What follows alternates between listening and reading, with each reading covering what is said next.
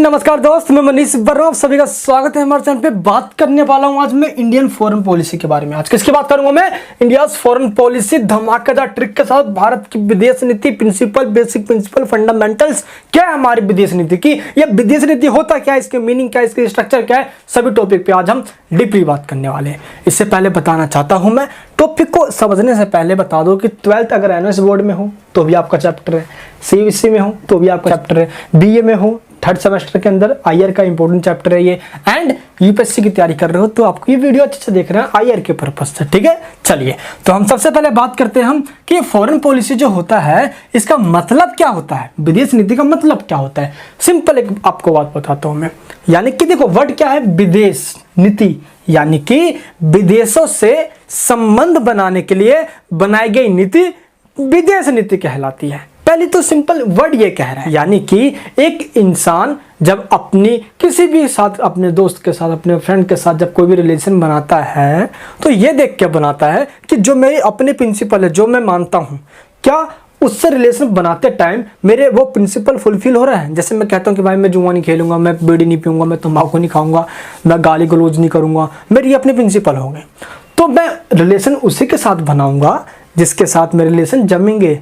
यानी कि वो भी ये काम ना करता हूँ, अगर वो काम करता भी हो वो, तो उससे मेरे को कोई भी हानिकारक ना हो, है ना, उस मेरे लिए उसको भी हार्मफुल ना हो वो, तो यही बनाएंगे हम। तो जब एक इंसान ये सब सोच के काम करता है तो इंसानों से ही तो पूरा एक देश बना पड़ा है, पूरा विश्व में तो इंसान ही रहते हैं ना, तो देश कोई एक देश थोड़ी, जब तक उस पर कोई इंसान नहीं रहेगा तो, है ना, क्योंकि बाउंड्री तो होनी जरूरी है भाई।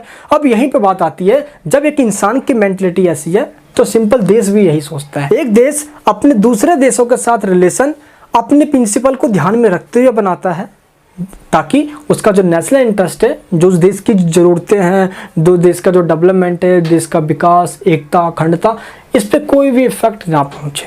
समझ में आप सभी को? तो विदेश नीति का मतलब होता है एक देश की वो नीति जिसको ध्यान में रखते हुए वो देश किसी दूसरे देश के साथ रिलेशन बनाता है और उस देश को उस रिलेशन बनाने से कोई भी नुकसान ना पहुंचे। समझ में आया? कोई भी प्रॉब्लम ना हो, कोई भी हार्मफुली अफेक्टेड ना करे उसकी नेशनल पॉलिसी या फॉरेन पॉलिसी को, ठीक है। चलिए तो हम बात करते हैं पहले आज कि फॉरेन पॉलिसी पहले होता क्या है। इससे पहले आपको मैंने सिंपल आपको भी ये समझाया। देखो यहाँ पे क्या कह रहा है, foreign policy refers to the sum total of principles. ये टोटल प्रिंसिपल का कोई एक ग्रुप होता है, ये सिंपल बता रहा हूँ आपको, पहले वर्ड समझते हैं हम। Interest and objectives which a country promotes क्या while interacting with others countries.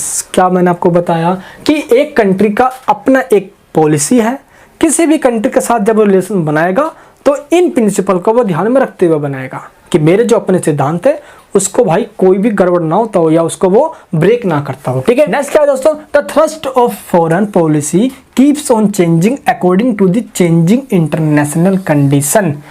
अब एक फॉरेन पॉलिसी जो होता है वो अकॉर्डिंग टू सिचुएशन चेंज होते रहता है।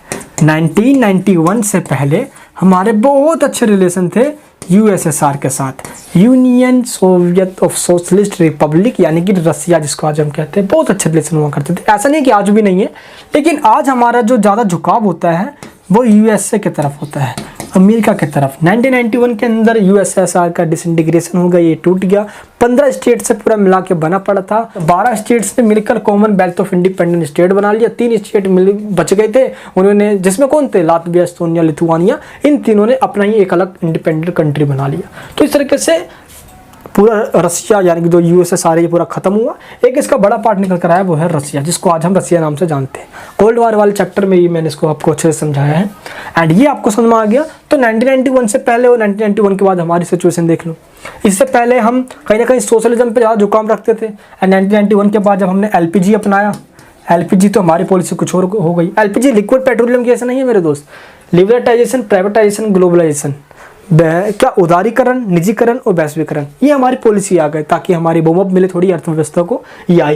तो क्या होता है नेशनल पॉलिसी या दोस्तों फॉरेन पॉलिसी बताऊंगा यहाँ पे मैं। जो फॉरेन पॉलिसी होती है वो इंटरनेशनल पॉलिटिक्स में जब भी कुछ चेंज आता है तो हमारे देश की पॉलिसी भी चेंज होती है। अभी जो बाइडेन है, इससे पहले ट्रम्प थे, तो ट्रम्प की पॉलिसी कुछ और थी जो बाइडेन की पॉलिसी को छू रहे हैं। तो इसी को देखते हुए हम भी अपने देश की पॉलिसी को बनाते हैं। समझ में आ गया आप सभी को। तो ये तो बात हो गई किसकी, फॉरेन पॉलिसी की डेफिनेशन की। जो बच्चे हिंदी मीडियम है ना, वो पता है वो इंग्लिश का एक वर्ड देखते ही भाग जाते हैं, अरे यार इंग्लिश मीडियम हमारे काम का नहीं है। भाई बहुत ईजी है, मैं बोलते हिंदी में ही रहा हूँ ना, मैं टोटली आपको समझाऊंगा, टेंशन मत लेना, ठीक है। थोड़ा अबाउट इंडिया के बारे में जानते हैं हम। देखो, India has formal diplomatic relations, हमारे बहुत अच्छे लोकतांत्रिक रिलेशन है किसके साथ, मोस्ट नेशंस के साथ। नेशंस उसको कहा जाता है जो कंट्री टोटली इंडिपेंडेंट हो, क्योंकि हम भी एक इंडिपेंडेंट कंट्री है और हमेशा हम डेमोक्रेसी की वकालत करता है कि डेमोक्रेटिक होनी चाहिए पूरी दुनिया के अंदर सिस्टम, ठीक है। It is the world second most populous country, ये तो सब जानते हैं। सेकंड नंबर पे आते हैं, क्या पता आप चाइना का पीछे छोड़ दे भाई हम, क्योंकि हम कुछ करें या ना करें लेकिन बच्चा पैदा करने में महारत हासिल कर रखा है भाई। एंड सेकंड नंबर पे पॉपुलेशन पे आते हैं। 7वें नंबर पे हम आते हैं किसके मामले में, क्षेत्रफल के मामले में, ठीक है। हाँ, इससे पहले कौन आता है, देखो दुनिया के अंदर पहले नंबर पे रसिया आता है। रसिया भाई बहुत बड़ा यार है, बंदे पागल हो जाते हैं। हिटलर भी इसी वजह से आ रहा, नेपोलियन भी भाई यही उसने गलती कर दी थी रसिया पे अटैक करके, काफ़ी बड़े वो है ना। तो रसिया सबसे पहले पे आ जाता है, कनाडा आ जाता है, अमेरिका तीसरे पे आ जाता है, चाइना चौथे पे आ जाता है, ब्राज़ील कितने 5वें पे आ जाता है, 6ठे पे ऑस्ट्रेलिया आ जाता है, 7वें पे हम आ जाते हैं, 8वें पे अर्जेंटीना आ जाता है। और बताओ, नहीं अब याद नहीं कर पाओगे, अब इतना ही कर ले बहुत है, ठीक है। चलिए, तो ये आपने यहाँ पे आपको समझ में आ चुका है। एंड दोस्तों, इस समय हमारी जो मिलिट्री एक्सपेंडिचर है वो काफ़ी ज़्यादा है। हम विश्वास रखते हैं, हम देखो हम बेशक बुद्ध और गांधी के कंट्री हैं, है ना, लेकिन हम अपनी सुरक्षा व्यवस्था के साथ, हम अपनी डिफेंस के साथ कोई भी कॉम्प्रोमाइज़ नहीं करते, क्योंकि हमारे आस पड़ोस में 2 आतंकी देश है जिसका नाम है चाइना और पाकिस्तान। आई होप और भी ऐसे कंट्रीज़ हैं जिसका नाम आप बेहतर तरीके से जानते होंगे, है ना। अब वे आतंकी को डायरेक्टली करता है, कोई इनडायरेक्ट करता है, तो आतंकी का रूप तो कैसा भी हो सकता है ना। आर्म फोर्स के मामले में दोस्तों आपको पता है कि हमारे पास इस समय लगभग 12.5 लाख की सेना है आर्म फोर्स, और 12 लाख हम रिजर्व रखते हैं। टोटल हमारे पास 22 लाख की आर्मी फौज है, ये आपको ध्यान रखना। थल सेना, वायु सेना, जल सेना दुनिया के तमाम देशों के मुकाबले हमारे ताकतवर है, हम किसी से कम नहीं, ठीक है। जो हमारे सामने टिक जाए उसमें ऐसे कम नहीं, ये आपको ध्यान रखना है, क्लियर दोस्त। हाँ, बट ये है कि हमारी लार्जेस्ट इकोनॉमी है, इसमें कोई डाउट नहीं है, लेकिन दिक्कत ये हुआ है कि दोस्त कुछ सालों से हमारा सिस्टम गड़बड़ा गया है, थोड़ा चरमरा गया है, हमारी इकोनॉमी थोड़ी अस्त-व्यस्त सी हो गई है। तो जब -23 जब GDP हमारा हुआ तो सबका सर चक्कर आ गया। देख लो हमारा पड़ोस देश है बांग्लादेश, जिसके GDP हमसे कई गुना आगे चल रही है, वहाँ के लोगों की पर कैपिटा इनकम ज़्यादा है। खैर, देश की सरकार को इस पर थोड़ा संज्ञान लेना चाहिए और कुछ करना चाहिए कि ऐसे देश फिर से ना, मतलब कि GDP कम होगी, देश के पर कैपिटा इनकम कम होगा, बेरोजगारी बढ़ेगी, तो सरकार को इस पर ध्यान देना चाहिए, ये आपको ध्यान रखना है। लेकिन हम एक बढ़ती हुई एक अर्थव्यवस्था है, ऐसा हम बुक में पढ़ते आ रहे हैं, है ना। अभी देखो, पता है कि अभी रोजगार को लेकर SSC प्रोटेस्ट चलते रहता है हमारे देश के अंदर। तो सरकार के भी यहाँ पे बस इकोनॉमी का मामला है, तो रोजगार का ये मामला जिसके वजह से यार थोड़ा दिक्कत हो जाता है। हाँ देखो, अब कुछ लोग होंगे वो बोलेंगे कि इतनी बड़ी पॉपुलेशन क्यों है, तो भाई रोजगार तो प्रॉब्लम होगी वहाँ पे। देखो, एम्प्लॉयमेंट का मतलब वहाँ पे ठीक है, लेकिन मैं मानता हूँ कि दोनों ही प्रॉब्लम है, पॉपुलेशन भी ज़्यादा हो रही है, रोजगार की प्रॉब्लम भी हो रही है। अब सरकार एक हद तक अपनी पूरी कोशिश कर रही है, क्या कर रही है क्या नहीं कर रही है तो आप सब जानते हो, ये तो डिबेट का मुद्दा यार। यहाँ पे आते हैं हम, तो लार्जेस्ट इकोनॉमी है हमारी इस तरीके से, है ना। एंड हमने हमेशा डिसआर्मामेंट की बात करी है, निशस्त्रीकरण की बात करी है। निशस्त्रीकरण का मतलब होता है, नी मतलब नहीं, शस्त्रीकरण मतलब हथियार। हम हथियारों की होड़ को बढ़ावा नहीं देना चाहते, और ये हमारी पॉलिसी स्टार्टिंग से ही रही है, सिंस इंडिपेंडेंस। ध्यान रखना आपको, इसके बाद से चाहे नेहरू की पॉलिसी, इसके बाद से जो भी हमारी पॉलिसी आई वो यही आई है, ठीक है। हाँ, हम दोस्त अपनी सुरक्षा की व्यवस्था के साथ कोई भी खिलवाड़ नहीं करते, ये हमारी पॉलिसी स्टार्टिंग से रही है। ऐसा क्यों? आपको पता है कि 1962 के अंदर जब चाइना के साथ हमारी वॉर हुई, हम तैयार नहीं थे। आपको पता है कि दोस्त कि 1954 में सब सही चल रहा था, तिब्बत को हंसते हंसते नेहरू जी ने चाइना को दे दिया, हंसते हंसते, लो भाई, और हमने अपने दुश्मन को पूरे सर पे अटैक कर लिया। देखो ना यार, चाइना मान लो ये है, ये इंडिया है और ये तिब्बत है, एग्जाम्पल दे रहा हूँ। चाइना को अटैक करना होता तो वो तिब्बत के रास्ते आता, तिब्बत एक एटोनोमस हुआ करता था, लेकिन चाइना को तिब्बत देकर हमने दुश्मन को अपने सर पे बैठा लिया, और तिब्बत के वजह से चाइना यहाँ पे आएगा और हमारे सर पे बैठा रहेगा। ये तो दोस्त हम पहले जानते हैं। आप देख लो, इधर अक्साई चीन कब्जा कर रखा है, उधर अरुणाचल प्रदेश, सिक्किम वगैरह, ये हमेशा से करते रहता है, जम्मू कश्मीर के पार्ट को। तो ये हमारी एक सुरक्षा के लिए बहुत खतरनाक चीज़ था। 1965 में पाकिस्तान के साथ वॉर हुआ, बेशक हम जीत गए, लेकिन 1962 में बेशक हमारे साथ चाइना के साथ वॉर हुआ यार, लेकिन हमने उसको सबक आगे जाके सिखा दिया था 1967 के ऑलमोस्ट, और हमने अच्छे से उसको सबक सिखा दिया। लेकिन हम ये समझ गए कि हम अपनी सुरक्षा के साथ खिलवाड़ नहीं करेंगे। इसी को देखते हुए 1974 के अंदर 18 मई का दिन था, राजस्थान के पोखरण के अंदर हमने एटॉमिक टेस्ट किया। किसका? परमाणु परीक्षण कर लिया हमने। अब हम भी भाई परमाणु संपन्न देश बनेंगे, क्योंकि हमसे पहले 5 कंट्री बन चुके हैं पहले ही। अब वो 5 कंट्री कौन है? अमेरिका, ब्रिटेन, फ्रांस, रूस, चीन। ये आपको पता होना चाहिए। आपको दोस्त पता होना चाहिए भाई कि इन 5 कंट्री ने पूरी दुनिया के अंदर सिस्टम ऐसे बना दिया कि यही ज़्यादा बनकर रहेंगे। ऐसा क्यों? देखो आपको मैं समझाता हूँ पहले एक बात, तो आपको समझ में आएगा। देखो जब अमेरिका ने जापान पर अटैक किया 1945 के अंदर, तो इससे ये तो पता चल गया कि अमेरिका के पास एटम बम है, क्योंकि अमेरिका ने इसको पहले ही बना लिया था। 1945 में अमेरिका के पास चल गया पता भाई, ठीक है। 1949 में रसिया यानी कि दोस्तों यूएसएसआर भी परमाणु संपन्न देश बन गया, ठीक है। 1954 के अंदर, कब? 1954 के अंदर ब्रिटेन बन गया। 1959 के अंदर फ्रांस के पास परमाणु बम आ गया, और 1964 के अंदर इस दोगले चाइना के पास परमाणु बम आ गया। ब्रिटेन, फ्रांस, अमेरिका, रसिया, यूएसएसआर, चाइना, ये 5 कंट्री परमाणु संपन्न देश बन गए। और ये कंट्री इतने चालू थे, इन्होंने 1967 के अंदर परमाणु अप्रसार संधि लेकर आ गए। यानी कि परमाणु का अब टेस्ट, कोई एटम बम्स जो है उसका टेस्ट कोई भी नहीं कर सकता। इन 5 कंट्री के अलावा ही यही कंट्री हैं जो परमाणु से लेस माने जाएंगे, इन्हीं के पास परमाणु बम होगा और किसी के पास नहीं होगा। अब भारत ने बोला अच्छा बेटा बड़ा तेज चल रहा हो, हमने इस पर साइन ही नहीं किया, है ना, और नॉन प्रोलिफरेशन ट्रीटी पे हमने साइन ही नहीं किया। हम साइन नहीं करेंगे भाई, क्योंकि इस पर जो साइन कर देता वो आगे चल के परमाणु टेस्ट कर ही नहीं सकता था। हमने साइन नहीं किया, इसलिए हमने दोस्तों 1974 के अंदर 18 मई के दिन परमाणु टेस्ट किया। ये लेकिन दुख की बात थी कि हम इस टेस्ट के अंदर फेल हो गए। हमारी पूरी कोशिश थी। इंदिरा गांधी फर्स्ट लेडी कहलाई, इसलिए दोस्त उनको आयरन लेडी के नाम से भी जाना जाता है। देखो हमारे इंजीनियर जो कि दोस्तों सफ़ेद पहना करते थे, उन्होंने फौज का वो पहन लिया था, है ना, ताकि लगे कि हाँ भाई फौज पहरादार कर रही है। और नहीं, मूवी परमाणु मूवी में बहुत अच्छी तरह से दिखाया गया है, देख रहा उस मूवी को। तो पोखर में हमने क्या देखे, वो हमारा फेल हो गया। लेकिन फिर भी हम ये ध्यान रखना है, हमने दोस्तों हमेशा से पीसफुल न्यूक्लियर एक्सप्लोजन की बात करी है।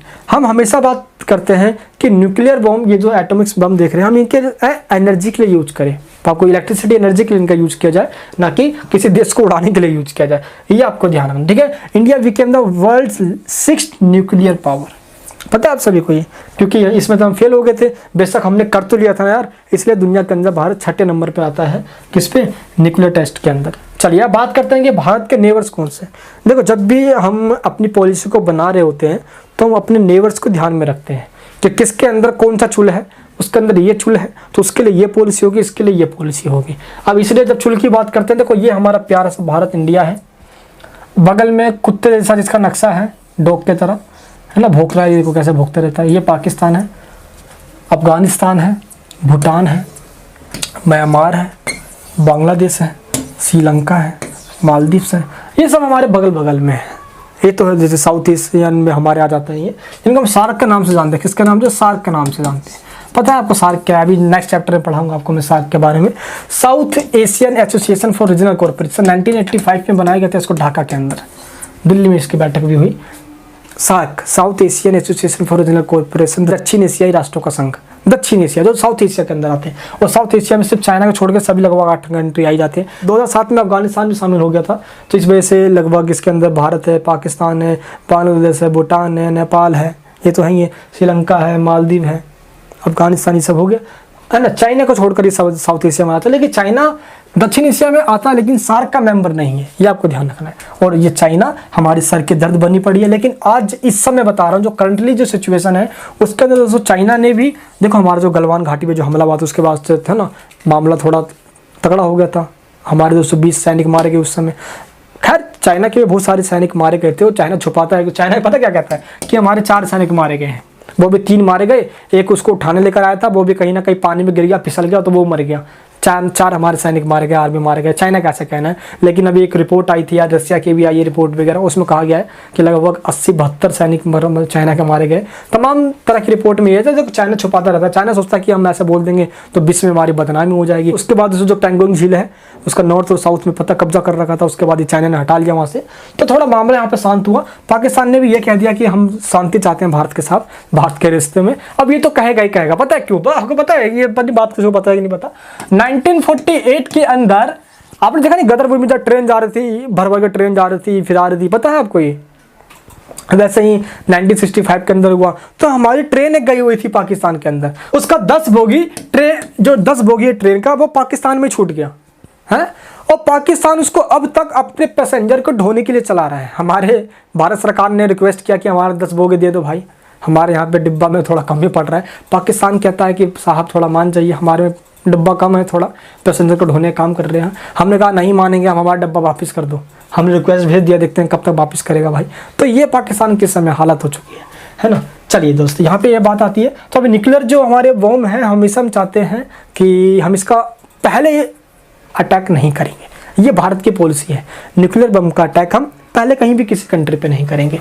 भारत के पड़ोस में चाइना के पास और पाकिस्तान के पास एटम बम्स है, परमाणु बम है। क्योंकि 1998 में दोस्तों अटल बिहारी वाजपेयी के टाइम भारत ने जब सफल है, बिल्कुल जब हम पास हो गए परमाणु टेस्ट करने में, समय बाद पाकिस्तान ने बना लिया। उसके बाद कारगिल में आके है, आपको पता है ना, कारगिल में आके जब इसने अटैक करना स्टार्ट किया है ना, पाकिस्तान चाहता था कि बस जम्मू कश्मीर को अपने आप कब्जे में ले लो। अभी आगे डिस्कस करूंगा इसके बारे में, ये बात होगा। चलिए दोस्तों, तो अब हम स्पेशली बात करते हैं फॉरेन पॉलिसी की। अब तक तो हम सिंपल इंट्रोडक्शन ही समझ रहे थे। अब ये फॉरेन पॉलिसी होता क्या है? इसका मतलब होता है विदेश नीति।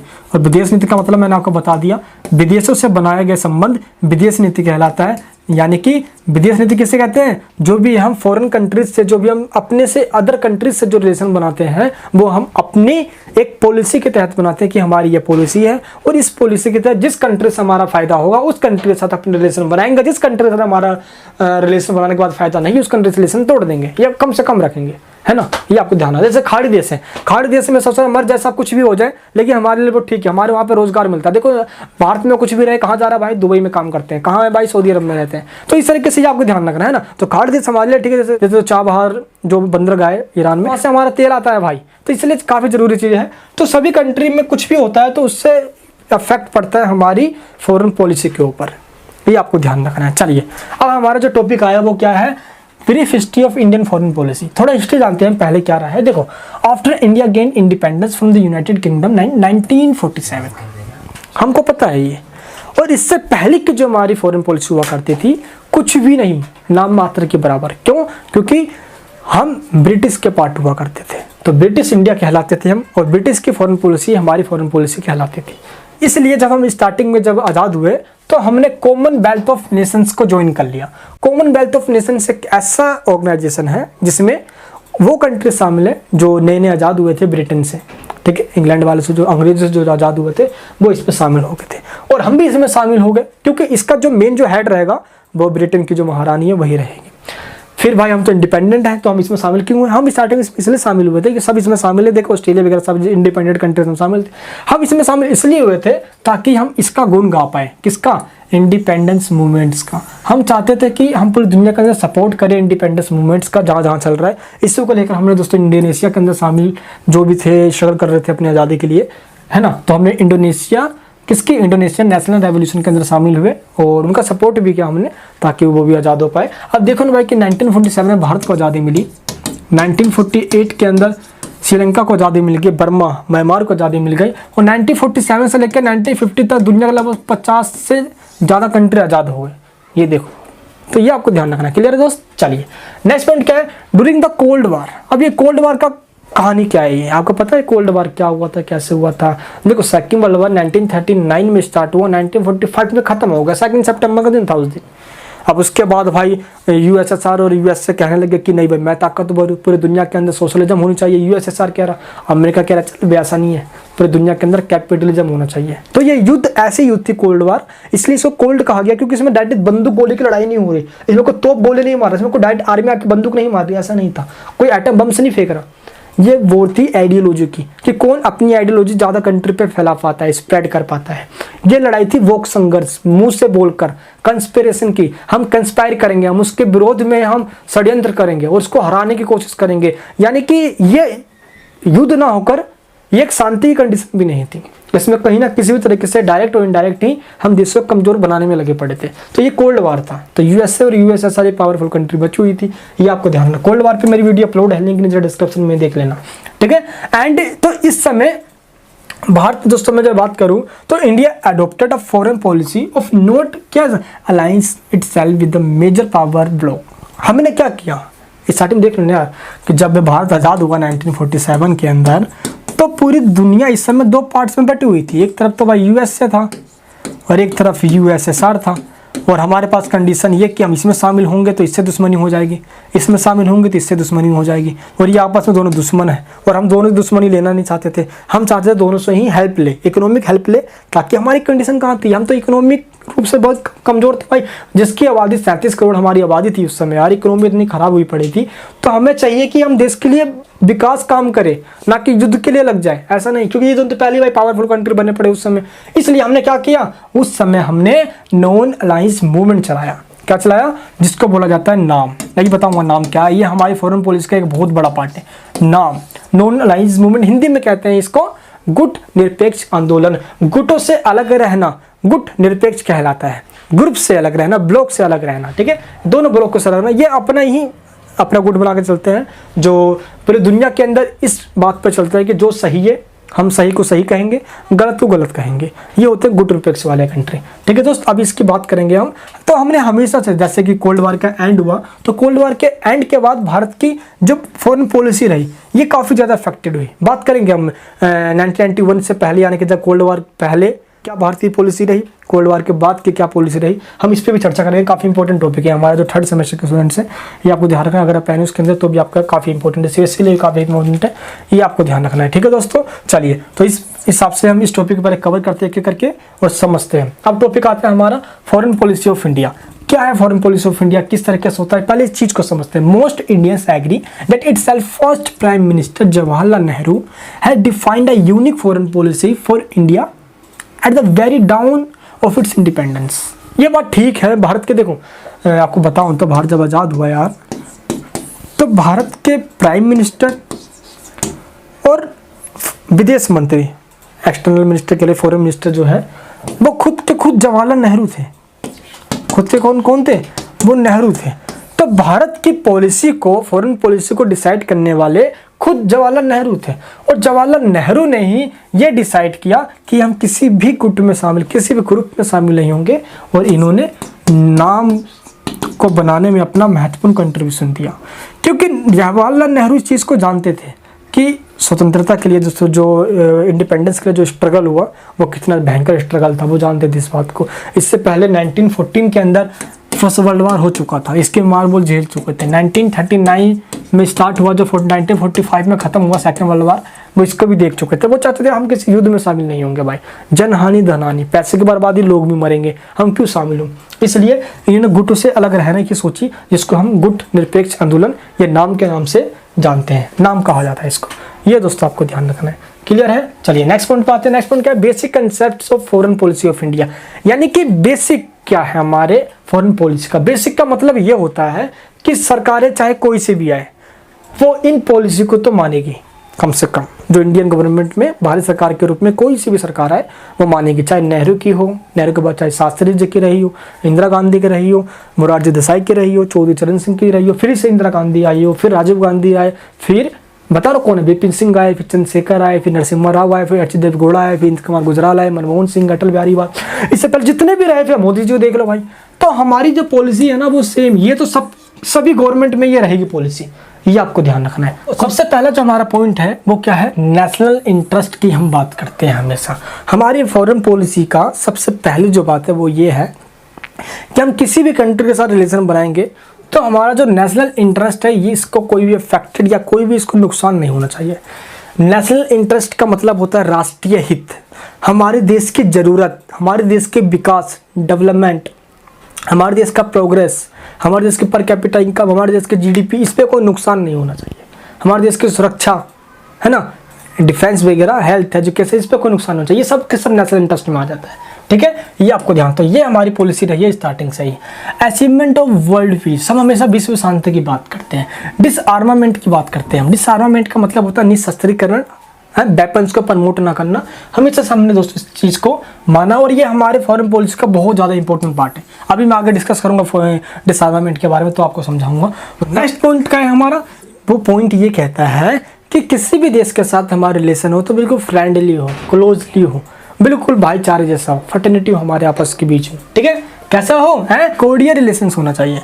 ठीक है, नेक्स्ट क्या है, solving conflict by peaceful means, यानी कि हम किसी भी काम को या किसी भी विवाद को, डिस्प्यूट्स को हम शांतिपूर्वक निपटाना चाहते हैं, ना कि लड़ाई झगड़े के द्वारा, शांतिपूर्वक विवाद। ठीक है दोस्तों, ये आपको ध्यान रखना है। नेक्स्ट क्या है, sovereignty and equality of all nations. हम किसकी बात करते हैं, हम बात करते हैं सोवराइटी की बात करते हैं। सोवराइटी का मतलब क्या होता है, संप्रभुत्व। एक कंट्री टोटली इंडिपेंडेंट होना चाहिए, उस पर किसी बाहरी कंट्री का, किसी फॉरेन कंट्री का प्रेशराइज नहीं होना चाहिए। ठीक है, हम सोवरेनिटी की, संप्रभुत्व देश की बात करते हैं, एंड इक्वलिटी, समानता की बात करते हैं सभी देशों के लिए। दुनिया में इस समय 193 कंट्री हैं यूएनओ के अंदर। 2 कंट्री संप्रभु यानी कि सोवरेनिटी होते हुए भी, ताइवान और वेटिकन सिटी, इस समय यूएनओ में शामिल नहीं है। कभी कभार एसएससी एग्जाम में पूछ लिया जाता है। एंड एक चीज आपको ध्यान रखना है कि इस समय सीआई की रिपोर्ट के अकॉर्डिंग पूरी दुनिया के अंदर 267 कंट्री है, लेकिन यूएनओ में 193 कंट्री। तो आपको ये याद रखना है, ये जीके के पर्पस से याद कर सकते हो। नेक्स्ट पॉइंट का, independence of thought and action as per the, किसके साथ, principles of non alliance movements. इसका मतलब क्या होगा, हम चाहते हैं कि सभी को अपने थॉट रखने की, अपने विचार रखने की पूरी इंडिपेंडेंस होनी चाहिए। और हम बात करते हैं नॉन अलाइंस मूवमेंट्स की, गुट निरपेक्ष आंदोलन की। हम किसी भी गुट में शामिल नहीं होंगे, ये आपको ध्यान रखना है। अब कुछ लोग ऐसे भी कहते हैं कि 1991 से पहले ना ग्रुप्स हुआ करते थे, अब थोड़ी ग्रुप है, तो इसकी क्या जरूरत है, इसकी रिलेवेंस क्या रहेगी, अभी आगे चर्चा करूंगा, मैं बताऊंगा इसकी क्या रिलेवेंस रहा। ठीक है, नेक्स्ट क्या है दोस्तों, equality in conducting international relation. अब दोस्तों देखो, इंटरनेशनल रिलेशन के रूप में जो भी काम होता है, कुछ भी होगा, ये सब में सब क्या होना है, पीसनेस होना चाहिए। ठीक है दोस्तों, चलिए दोस्तों अब बात करते हैं main principle of Indian foreign policy. India का जो फॉरेन पॉलिसी है, इसकी मेन प्रिंसिपल क्या है। इससे पहले दोस्तों हमने बात किया बेसिक प्रिंसिपल्स के, अब बात कर रहे हैं मेन प्रिंसिपल के। तो मेन प्रिंसिपल आपके एग्जाम में पूछता है, तो आपको इंट्रोडक्शन के अंदर बेसिक प्रिंसिपल्स बता देने हैं, उसके बाद आपको मेन प्रिंसिपल को बताना है। ठीक है, ये 6 मार्क्स का क्वेश्चन आता है 12th वगैरह के अंदर, एंड 20 मार्क्स का क्वेश्चन आता है ये 3rd सेमेस्टर के अंदर। चलिए दोस्तों बात करते हैं एक एक करके। सबसे पहला जो हमारा मेन प्रिंसिपल है वो क्या है, गुट निरपेक्ष, यानी कि नॉन अलाइजमेंट, यानी कि दोस्त नॉन अलाइजमेंट मूवमेंट्स की बात करते हैं। तो हमारी विदेश नीति का सबसे पहला जो पॉइंट है वो क्या है, नॉन अलाइज मूवमेंट्स। किसकी बात करते हैं, गुट निरपेक्ष आंदोलन की। अब मैं आपको थोड़ा ब्रीफ में इसकी कहानी बताता हूँ कि नॉन अलाइज मूवमेंट क्या था, ताकि दोस्तों आपको टॉपिक को अच्छे से समझने में भी हेल्प हो। ठीक है, चलिए दोस्तों अब मैं आपको थोड़ा इसका ब्रीफ बताता हूँ, कहानी क्या था ये नॉन अलाइज मूवमेंट। ठीक है, ताकि दोस्तों आपको भी अच्छे से समझ में आ जाए। ये देखिए, हुआ ये कि 1947 में इंडिया को इंडिपेंडेंस मिल गई, भारत आज़ाद हो गया। दोस्तों भारत के इन तरह ऐसे और भी कंट्रीज थे, जैसे कि एशिया के अंदर, अफ्रीका के अंदर, लैटिन अमेरिका के अंदर, जो कि नए नए आज़ाद हुए थे। और ये कंट्री चाहते थे कि हम अब किसी भी ग्रुप में शामिल ना हो, क्योंकि मान लो कि दोस्त कोई भी यूएसए के ग्रुप में शामिल हो गया, क्योंकि देखो 1947 पता क्या चल रहा है, क्योंकि 1945 में ही कोल्ड वॉर स्टार्ट हो गया था। पूरी दुनिया 2 ग्रुप में बटी हुई है, एक यूएसए और एक यूएसएसआर में। अगर कोई भी इसमें शामिल हो गया तो उसको यूएसएसआर की बात को मानना पड़ेगा, और यूएसएसआर उस कंट्री को अपनी आर्मी के अड्डे के लिए यूज करेगा, अड्डा बना देगा उसको पूरा। और ध्यान रखना, नुकसान उसी देश को होता है जिस देश के अंदर युद्ध होता है, वॉर होता है, ये ध्यान रखना है आपको। तो जो नए नए कंट्री आज़ाद हुए, नव स्वतंत्र देश कहा जाता है इसको, है ना, जिनको न्यू इंडिपेंडेंस मिली थी, वो ना इसमें शामिल होना चाहते थे और ना इसमें शामिल होना चाहते थे। वो तो इन दोनों कंट्री से इकोनॉमिक हेल्प चाहते थे ताकि अपने देश का विकास कर सके। तो गुट निरपेक्ष का मतलब ही ये हुआ, या नॉन अलाइज मूवमेंट्स का मतलब ये हुआ कि गुटों से, ब्लॉक से या ग्रुपों से अलग रहते हुए अपना इकोनॉमिक डेवलपमेंट करना। तो सही और गलत को गलत कहना ओनली लॉजिक के बेस पे, जो लॉजिक हो उसके बेस पे कहना, ये भाई ये काम सही है तो ये सही है, गलत तो गलत है। तो 1979 के अंदर यूएसएसआर ने अफगानिस्तान पर अटैक कर दिया, भारत ने इसके कंडम, भारत ने इसका बहुत ज़्यादा अपोज किया था, ये आपको ध्यान रखना है। एंड सेकंड बात करते हैं हम, जब अमेरिका ने, भाई देखो आपको पता है कि अमेरिका ने 2003 के अंदर इराक पर अटैक कर दिया था, मकसद सिर्फ तेल था उसका, तो भारत ने अमेरिका की भी आलोचना करी, है ना, क्रिटिसाइज किया। तो समय समय पे हम जब भी जरूरत पड़ता था हम करते हैं आलोचना। तो ये है नॉन अलाइज मूवमेंट। इसका मतलब पृथकवाद नहीं है, गुट निरपेक्ष का मतलब ये नहीं है है ना, हम तो जो हो रहा है उसमें हम पॉजिटिव इंटरफेयर करेंगे कि कहाँ पे क्या होना चाहिए, कहाँ पे नहीं होना चाहिए, ये आपको ध्यान रखना है। नेक्स्ट, इसका मतलब उदासीन भी नहीं है, इसका मतलब उदासीन भी नहीं है। उदासीन मतलब होता है कि हमें इससे मतलब ही नहीं है, हम तो दुनिया से कटे हुए हैं, ठीक है। इसका मतलब तटस्थ भी नहीं है, इसका मतलब तटस्थ भी नहीं है। तटस्थ मतलब क्या होता है? तटस्थ मतलब होता है कि हमने अपने आप को इंटरनेशनल रूप से बिल्कुल अलग कर रखा है, ठीक है। तो ये ध्यान रखना, इसका मतलब ये नहीं है। गुड रिफ्लेक्स का मतलब क्या है, मैंने आपको बता दिया है कि दुनिया के अंदर ठीक के आधार पे ठीक डिसीजन लेना, गलत के बेस पे गलत डिसीजन लेना, और मैंने आपको एग्जांपल दिया। तो ये गुड रिफ्लेक्स, ठीक है। हाँ, तो अब बात करते हैं इसकी स्टार्टिंग हुई कैसे। देखो दोस्तों, 1947 में ही जवाहरलाल नेहरू के द्वारा कन्वेंशन के अंदर हुआ ये कि एशियन के कंट्री को कुछ बुलाया गया एंड अफ्रीकन को बुलाया गया ताकि बैठ के बात की जाए, और इस पर थोड़ी बात की गई कि हम दुनिया में किसी और कंट्री में शामिल या किसी ग्रुप में शामिल नहीं होना चाहते। तो नेहरू जी ने दोस्त इसी समय यानी कि 1947 में ही बोल दिया था कि देखो, महीना मार्च का था, मार्च का महीना था 1947 में, इस समय हम तो आज़ाद भी नहीं हुए थे, और इधर दिल्ली के अंदर नेहरू जी बैठक कर रहे थे नॉन लैंड मूवमेंट्स को लेकर। देख लीजिए भाई, ये यहाँ पे हो गया। 1955 के अंदर इंडोनेशिया का एक जगह है जिसका नाम है क्या, बांडुंग। बांडुंग के अंदर बैठक होती है जवाहरलाल नेहरू और इंडिया के साथ दुनिया के तमाम 29 कंट्रीज में शामिल होते हैं। और इसके अंदर जो कहते हैं ना फाउंडेशन गुड रिफ्लेक्स आंदोलन के नॉन अलाइज्ड मूवमेंट्स की, यानी कि फाउंडेशन यानी कि नींव रख दी गई 1955 के अंदर कि हाँ, हम एक ऐसा ऑर्गेनाइजेशन बनाएंगे। अब हुआ ये कि 1961 के अंदर जवाहरलाल नेहरू यानी कि भारत, देखो भारत इसमें सबसे बड़ा कंट्रीब्यूशन भारत का ही है, क्योंकि हमेशा पहले भारतीय इंडिया ही कर रहा है इसके अंदर, और बात की जवाहरलाल नेहरू ये सब कर रहे हैं। यूगोस्लाविया की राजधानी बेलग्रेड के अंदर बैठक हुई, और उस बैठक के अंदर फाइनली गुड रिफ्लेक्स आंदोलन यानी कि जो नॉन अलाइज्ड मूवमेंट्स है इसको इम्प्लीमेंट किया गया, इसका इस्टेब्लिशमेंट कर देगा ऑफिशियल रूप से। तो ऑफिशियल रूप से 1961 में हुआ, इससे पहले इस टाइम पे बात चल रही है, इसमें फाउंडेशन की बात हुई, नींव रखी गई। 1961 के अंदर फाइनली ऑफिशियल रूप से इसको इस्टेब्लिशमेंट यानी कि स्थापना कर दी गई। ये आपको दोस्तों ध्यान रखना है। लेकिन जिस समय इसकी स्थापना करी गई उस समय इसमें दोस्तों जो मेन कंट्री हुए जो वो 5 कंट्री है मेन। तो गुड रिफ्लेक्स के अंदर मैं शॉर्ट में बोलता हूँ नाम, नॉन अलाइज्ड मूवमेंट्स यानी कि नाम यानी गुड रिफ्लेक्स, जिसको 1961 में ऑफिशियली बनाया गया। इसमें टोटल 5 कंट्री ने अपनी महत्वपूर्ण कंट्रीब्यूशन दिया, बहुत ज़्यादा जरूरी, इनके द्वारा इसको कह सकते हो बनाया गया था। वो 5 कंट्री कौन से हैं ये आपको याद होना चाहिए। चलिए दोस्तों, अब मैं आपको याद करवाता हूँ, मेरे साथ बोलना। कौन क्या क्या बोलना है आपको मेरे साथ, बोलो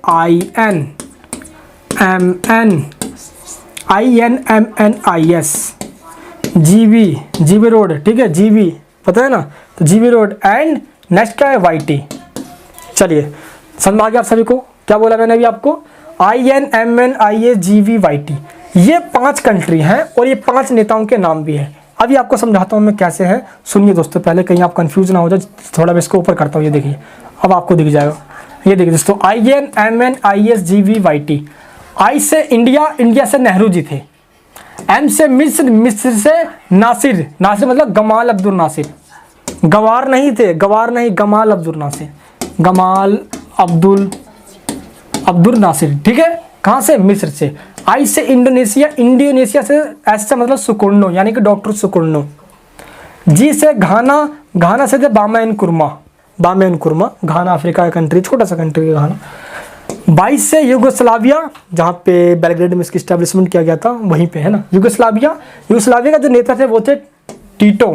क्या थे, टीटो। इनको टीटो नाम से जाना जाता है, इनको मार्शल टीटो नाम से जाना जाता है, इनको जोसेफ ब्रास टीटो के नाम से भी जाना जाता है। अगर आप चाहो तो इसको इस तरीके से याद कर सकते हो, INMNISGVYT, इस तरीके से याद कर सकते हो, ठीक है दोस्त। चलिए, तो ये यहाँ पे हो चुका है। तो गुड रिफ्लेक्स का मेन मतलब क्या है ये आपको मैंने समझा दिया दोस्तों। गुड रिफ्लेक्स वाले देश चाहते हैं कि पूरी दुनिया के अंदर पीस बनाए रखी जाए, शांति बनाए रखी जाए, इकोनॉमिक डेवलपमेंट की बात करते हैं ये, डिसआर्मामेंट की बात करते हैं ये, है ना, एंड जो कोल्ड वार है इसको ख़त्म करने की बात करते हैं कि युद्ध ना हो, कम से कम वॉर ना हो, वॉर में कहीं ना कहीं नुकसान ही होता है।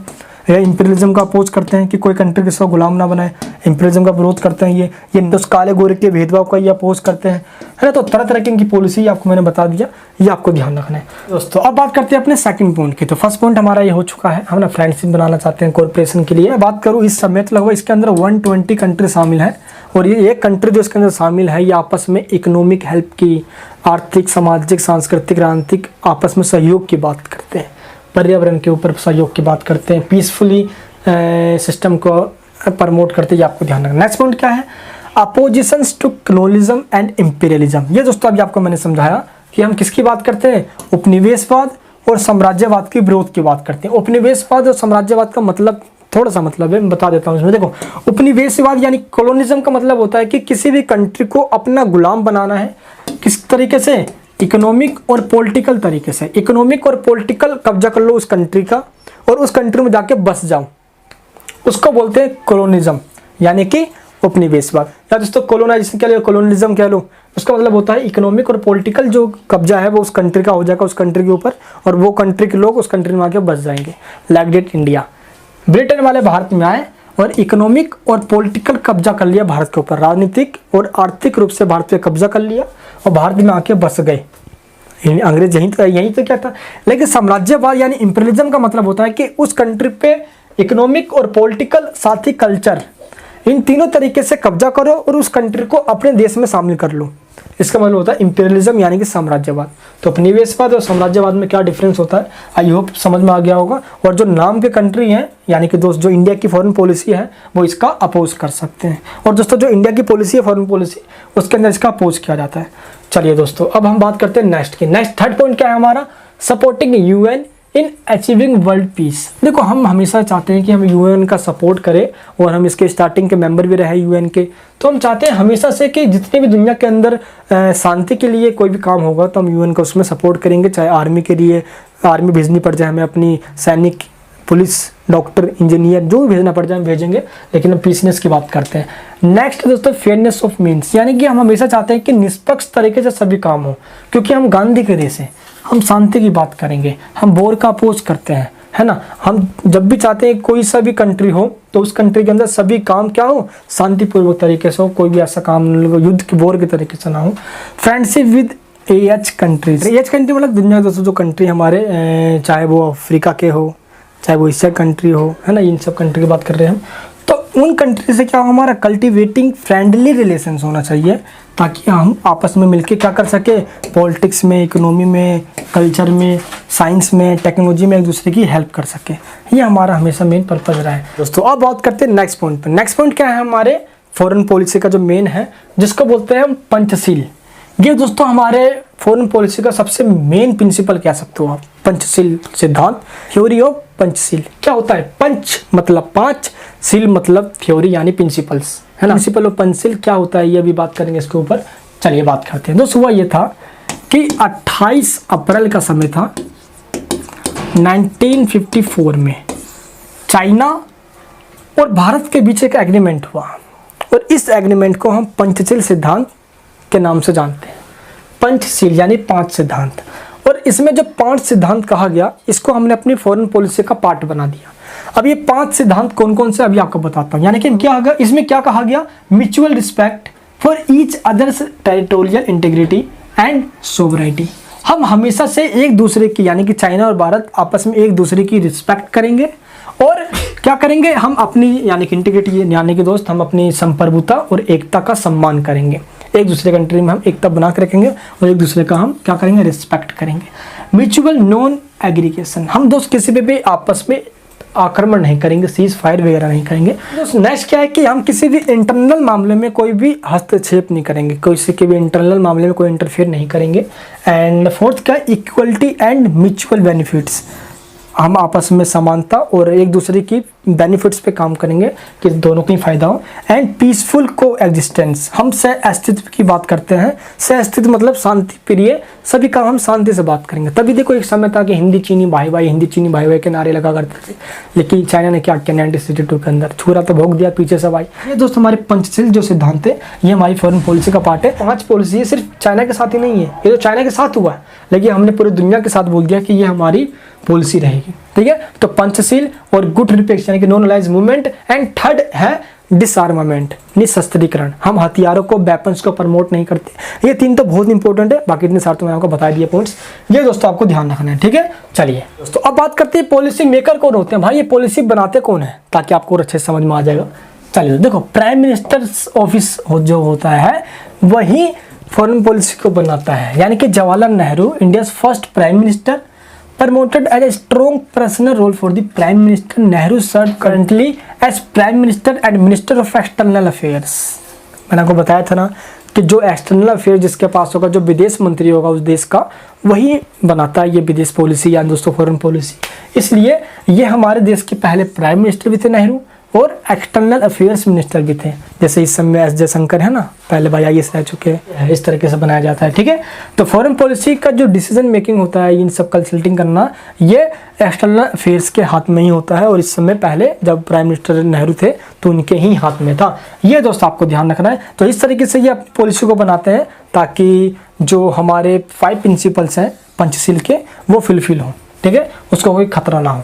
नेक्स्ट दोस्तों क्या, मिनिस्ट्री ऑफ एक्सटर्नल अफेयर्स, इसी का सबसे बड़ा मेन रोल है, क्योंकि फॉरेन पॉलिसी के रिगार्डिंग जो काम होता है वो इनका ही होता है। दुनिया भर के तमाम देशों के कुछ करना इन्हीं का ही होता है। और इस समय भारत के जो हैं करंटली एस जयशंकर भारत के समय फॉरेन मिनिस्टर है। एक्सटर्नल अफेयर्स ये आपको ध्यान रखना, उनके अंदर में आता है मिनिस्ट्री। ठीक है दोस्त, इसके बाद जो मेन आता है काम, वो आता है किसका, द इंडियन फॉरेन सेक्रेटरी है ना, जिसको IFS कहते हैं हम। इनका मेन काम होता है ना, फॉरेन का काम। जैसे IFS जब UPSC क्लियर करोगे तो IAS बनोगे ना, तो जाना भाई विदेशों के शहर पे घूमने, तब समझ में आएगा कैसे कैसे करेंगे, है ना। एम्बेसी में जाओगे आप, ये ध्यान है ना, एम्बेसडर्स बनोगे, एम्बेसी में जाओगे, तो इनका मेन काम IFS, ambassadors and foreign ministry, यानी कि दोस्तों किस कौन, इंटरनल अफेयर्स मिनिस्ट्री इसके पास है, और प्राइम मिनिस्टर। तो ये इनका सबसे बड़ा रोल होता है, ये आपको ध्यान रखना है। तो सबसे मेन रोल ये आपको ध्यान रखना है। ठीक है दोस्तों, चलिए अब बात करते हैं हम नेक्स्ट पॉइंट। चलिए दोस्त, नेक्स्ट पॉइंट क्या है हमारा, major concerns in India's foreign policy in the post cold war period. बड़ा इंपॉर्टेंट टॉपिक आया हमारा, ये एग्जाम में क्वेश्चन आ जाता है। कोल्ड वॉर के बाद का जो टाइम रहा, उस टाइम दौरान भारत की फॉरेन पॉलिसी में कौन कौन सी मेन चिंताएं थी, टेंशन्स कौन कौन सी थी, या क्या क्या चेंजेस आया, ये आपको बताऊंगा। देखो, फॉरेन पॉलिसी हमारे जो 1991 से पहले है, इसमें तो साफ थी भाई, सोशलिज्म ज़्यादा था हमारी पॉलिसी के अंदर। USSR के साथ हमारे अच्छे काफ़ी रिलेशन थे, अमेरिका से भी ज़्यादा बेहतर रिलेशन थे। देखो, USSR में वेपन्स देता था, अमेरिका पाकिस्तान की हेल्प कर रहा था, ये ध्यान रखना है आपको, है ना। तो सोशलिज्म से ज़्यादा झुकाव हुआ करता था, USSR से अच्छे काफ़ी रिलेशन हुआ करते थे। लेकिन 1991 के बाद, यानी कि कोल्ड वॉर के बाद का क्या टाइम पीरियड रहा, और उसके अंदर किस तरीके से भारत की पॉलिसी में चेंजेस आया। चलिए दोस्तों, इसके बात करते हैं। सबसे पहले बात करते हैं अनसर्टेनिटी एंड कॉम्प्लेक्सिटी। सबसे पहले दोस्त बात करते हैं हम कि पूरी दुनिया के अंदर 1991 के बाद जैसे कोल्ड वॉर खत्म हुआ आपका। देखो, कोल्ड वॉर 25 दिसंबर 1991 को USSR का डिसइंटीग्रेशन, यानी कि उसका पतन, उसका विघटन हो गया था। तो उसी के टाइम से माना जाता है कि कोल्ड वॉर का अंत हो गया, क्योंकि एक ही सुपर पावर बची, वो है कौन, अमेरिका। तो उस समय क्या हुआ, पूरी दुनिया के अंदर अनसर्टेनिटी एंड कॉम्प्लिसिटी आ गया। पूरी दुनिया में ऐसा लगा कि भाई अनिश्चितता का वातावरण, अनसर्टेनिटी सा माहौल बन गया, एंजाइटी में लोग हो गए। अब क्या होगा भाई, एक महाशक्ति बची है पूरी दुनिया पर, उसका हेजेमनी ना हो जाए, उसका दबदबा ना हो जाए, ये सबसे बड़ी बात थी। नेक्स्ट क्या है, डिसइंटीग्रेशन ऑफ सोवियत यूनियन। तो सोवियत यूनियन के डिसइंटीग्रेशन से भारत पर ज़्यादा इफेक्ट पड़ा। क्यों, क्योंकि इंडिया के अंदर अनसर्टेनिटी आ गई। ऐसा क्यों, तो अभी आपको मैंने बताया, कोल्ड वॉर के अंदर भारत के अच्छे रिलेशन हुआ करते थे USSR के साथ। अब क्या क्या अनसर्टेनिटी है आपको मैं पहले वो बता देता हूँ। देखो, सप्लाई ऑफ वेपन्स ये रुक गया, क्योंकि भाई अब USSR पावरफुल रहा नहीं, इसके स्टेट तो सारे टूट गए आपस में, तो भारत में ये नहीं आ पाया। सप्लाई ऑफ स्पेयर पार्ट्स, देखो जो भी हमारे पास बनता था, चाहे वो वेपन्स के लिए, गोले बारूद के लिए, हथियारों के लिए, ये सब हमारे पास आ नहीं पाता। क्यों, क्योंकि भाई सोवियत संघ टूट गया।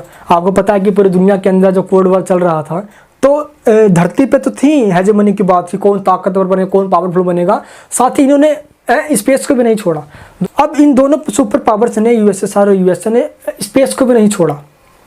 दुनिया में देखते हैं कि किसकी एजेंसी स्पेस में जाती है, स्पेस में कौन सबसे ज़्यादा खोज करता है। इसलिए तो सबसे पहले 1957 के अंदर सबसे पहले अपना इसने रॉकेट भेज दिया था USSR ने सोवियत संघ ने सबसे पहला भेज दिया था। फिर जाके 1969 के अंदर कौन, नील आर्मस्ट्रांग चांद पे गया, अमेरिका की तरफ से चला गया। तो दोनों की होड़ लग गई थी, ये आपको ध्यान रखना है, ठीक है। दोस्त कोल्ड वॉर का मतलब था हर चीज़ में होड़ लगाना, सबसे आगे निकलने की, ताकतवर बनने की, जिसके अंदर यूएसएसआर और यूएसए कहीं भी एक दूसरे से पीछे नहीं थे। लेकिन देखो यूएसएसआर सिर्फ वेपन्स पे खर्च करे जा रहा, अमेरिका ऐसा नहीं था। वो चाहता कि वेपन्स पे भी करूँ और अपने देश के लोगों पे भी करूँ, ताकि देश के लोगों पेट में खाना रहेगा तो वो कुछ नहीं बोलेंगे। लेकिन ये बात यूएसएसआर के समझ में नहीं आई। देख लीजिए कैसे डायन बन के बैठा हुआ, देख लीजिए भालू कहीं का। और ये वैसा पतला सुकड़ा सा है लेकिन तेज चल रहा है, और इसी का मुआवजा भुगतना पड़ा यूएसएसआर को। उसके अपने ही स्टेट उसका साथ नहीं दिया, दगा कर दिया, बेवफा निकल गए और धोखा दे दिया, और विद्रोह आंदोलन स्टार्ट हो गए, सोवियत संघ टूट गया। ये दोस्तों आपको ध्यान रखना है, ठीक है। तो इस तरीके से वेपन्स का माल रुक गया, स्पेयर पार्ट्स आने रुक गए भारत के अंदर, है ना। और डिप्लोमेटिक सपोर्ट ऑन कश्मीर जो मिला करता था हमें, वो भी रुक गया था स्टार्टिंग में। देखो कश्मीर का मामला जो आपको पता है पेचीदा रहा स्टार्टिंग से ही, आप जाकर 2019 में 370 हटा, लेकिन शांति का माहौल पहले से बहुत बेहतर है वहाँ पे। लेकिन अभी भी देखा जाता है कभी कभार उग्रवादी वहाँ पे पहुँच जाते हैं यार। दोस्तों पॉलिटिकल और स्ट्रेटेजिक इशू जो हुआ करता था यूएनओ के अंदर, उसमें हमेशा यूएसएसआर हमारा सपोर्ट लिया करता था। इंडिया के मामले का सपोर्ट यूएसएसआर हमेशा करता था, क्योंकि पाकिस्तान का सपोर्ट तो अमेरिका कर दिया करता था, चाइना कर दिया करता था। ये आपको ध्यान रखना है। चलिए अब आप बात करते हैं हम international politics has undergone major changes, है ना। ये तो यूएसएसआर के इफेक्ट क्या पड़े भारत पे ये देखा हमने। अब इंटरनेशनल पॉलिटिक्स की वजह से क्या क्या चेंज आया, चलिए वो देखते हैं। सबसे पहले ये कि यूनिपोलर वर्ल्ड अब बन चुका था, यानी कि एक ध्रुवीय विश्व बन चुकी थी। तो पहले क्या थी, टू पोलर वर्ल्ड, है ना। टू पोलर सिर्फ दो पिलर थे, एक यूएसएसआर का और एक अमेरिका का, दोनों सुपर पावर है। अब यूनिपोलर बन गया, अब दोस्तों सिंगल पोलर सिस्टम बन गया। अब यूनिपोलर, अब सिर्फ एक महाशक्ति है, एक ध्रुवीय विश्व कहा जाता है। पहले दो ध्रुवीय थे, अब एक ध्रुवीय बच गए। दो ध्रुवीय में दो महाशक्ति, एक ध्रुवीय में एक सुपर पावर, ये आपको ध्यान है। इसको बोलते हैं यूनिपोलर। तो पूरी दुनिया के लिए अब ये दिक्कत आया कि अब एक महाशक्ति अमेरिका बचा हुआ है, यूएसए बचा हुआ है, अब इसका हेजेमनी पूरी दुनिया पे स्थापित होना हो जाए। इसलिए दोस्तों यूएनओ बना था भाई। यूएनओ में सभी शामिल जो देश हैं वो इसके हेजेमनी को रोकते हैं। साथ ही दोस्तों जो नाटो के कंट्री में हैं, टोटल 12 कंट्री हुआ करते थे स्टार्टिंग बनाते टाइम, है ना। तो ये भी नाटो जो कंट्रीज है ये अमेरिका को हेजेमनी बनाने से रोकते हैं। अमेरिका के खुद जो वहाँ की सिस्टम वो भी रोकती है, वहाँ का मीडिया, वहाँ पे फ्रीडम ऑफ स्पीच, ये सब अमेरिका के जो राष्ट्रपति है उसको तानाशाही बनने से रोकती है। ये आपको ध्यान रखना कि अमेरिका तो ताकतवर बन गया, सोवियत संघ का विघटन हो गया, ये आपको ध्यान रखना है। यानी कि पूरे वर्ल्ड में चेंजेस क्या क्या आया ये आपको बता रहा हूँ। कोल्ड वॉर के बाद तो अमेरिका एक महाशक्ति बचा, यूनिपोलर वर्ल्ड बन गया, एक ध्रुवीय विश्व एंड डिसइंटीग्रेटेड, यानी कि सोवियत संघ टूट गया, यूएसएसआर खत्म हो गया एंड ग्लोबलाइजेशन आ गया। अब क्या हो गया, दुनिया को लगा कि अब सोशोलॉजी तो खत्म, अब कैपिटलिज्म जीत गया है। इसलिए अब एक कंट्री ने अपनी इकोनॉमी को दूसरे कंट्री के साथ जोड़ दिया और अपनी गुड्स एंड सर्विसेज को लेन देन करना स्टार्ट कर दिया। एक्सपोर्ट इंपोर्ट्स बढ़ गया। डब्ल्यूटीओ ने दोस्तों ट्रेड को प्रमोट करना स्टार्ट कर दिया। इस तरीके से क्या हुआ, ट्रेड को प्रमोशन मिला। ये आपको ध्यान रखना है। अब देख लो भाई, भारत ने भी एलपीजी प्लान 1991 में, इससे पहले भारत की पॉलिसी भी सोशलिज्म पे हुआ करती, समाजवाद पे हुआ करती थी। एलपीजी के अंदर क्या हुआ, लिबरटाइजेशन, प्राइवेटाइजेशन, ग्लोबलाइजेशन, उदारीकरण, निजीकरण, वैश्वीकरण। हमने पॉलिसी को क्या कर दिया, पूरा खुला कर दिया। दुनिया के तमाम कंट्री एमएनसी भारत में आओ, एफडीआई आओ, भारत में इन्वेस्टमेंट करो, भारत के लोगों को एम्प्लॉयमेंट मिलेगा, रोजगार मिलेगा। भारत के उस समय फाइनेंस मिनिस्टर है कौन, सेंट मोड यानी कि मनमोहन सिंह जी हुआ करते थे। आपको ध्यान रखना भाई। लेकिन मेरा पर्सनली मानना है उन जैसे प्रधानमंत्री भाई कोई नहीं हो सकता था। देखो ग्रेट इकोनॉमिस्ट, बहुत अच्छे इंसान मनमोहन सिंह, उनका बट मिस यूज किया गया। ये खैर वो अलग बात है, वो राजनीतिकरण हो जाएगा।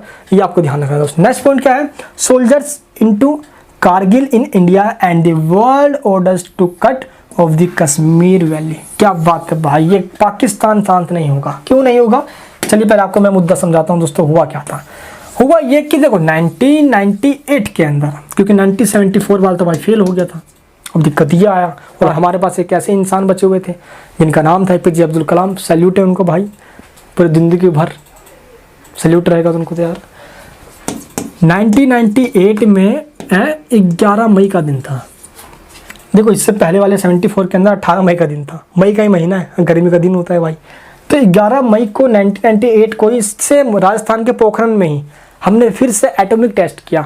अटल बिहारी भाई भारत के प्रधानमंत्री हुआ करते थे, उन्होंने कहा कि जो हुआ देख जाएगा। देखो अमेरिका ने मना कर दिया, यूएसएसआर ने, सब मना कर रहे थे हमें। हमने कहा भाई देखो हम अपने डिफेंस से कोई कॉम्प्रोमाइज़ नहीं करेंगे। हमने कर लिया। अमेरिका ने 2-3 साल के लिए हम पे प्रतिबंध रेस्ट्रिक्शन भी लगा दिए।